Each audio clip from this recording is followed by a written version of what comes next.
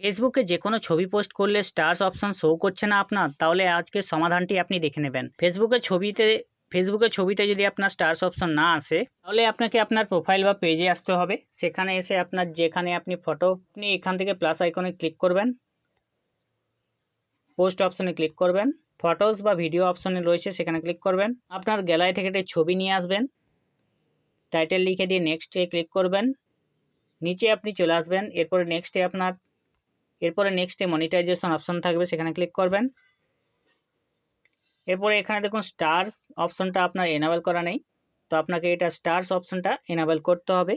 এখানে enable option রয়েছে, সেখানে ক্লিক করবেন।